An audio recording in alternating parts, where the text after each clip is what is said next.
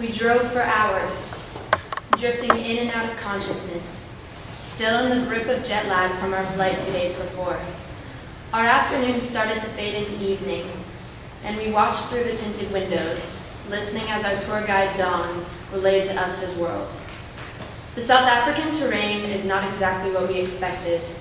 Although some landscapes resembled scenes from The Lion King, others reminded me of rolling green hills and the sound of music, or even the barren green slopes like I'd picture as the Industrial Revolution.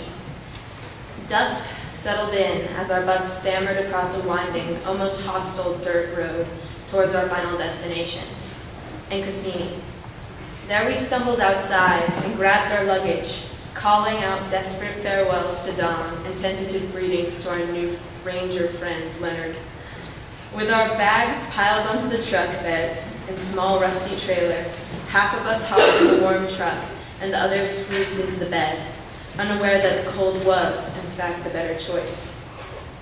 For we, although shivering and disoriented, got our first view of the untainted southern sky, glittering with stars and the mournful colors of another day gone by. Frozen to the marrow, we finally arrived at the house. It was a black blob at the time, and hardly warmer than the air outside, yet it was a welcome haven. There were 2 wooden picnic tables set up as the dining room, surrounded by overflowing bookshelves, full of memories and pastimes of volunteers come and gone. On the other side of the room was an old metal fireplace, with a pipe of a chimney extending through the ceiling, hurting smoke into the world above. Flanking the fireplace were 2 large and worn couches, where we ended up spending most of our time. We were introduced to the other 2 volunteers, Carrie Ann and Jan, and after settling in, we sat awkwardly all together, making pleasantries on the couches, hoping for some real conversation to ignite. Our friendship started on strange terms, with Forrest and Leonard somehow striking up the urge to relay to us their repertoire of questionable jokes, some of which I understood, others I just pretended to, and even though Forrest encouraged me to think about them some more, I never comprehended most of them, which was probably for the best. Anywho, that night became the foundation for what we hoped would be a great week.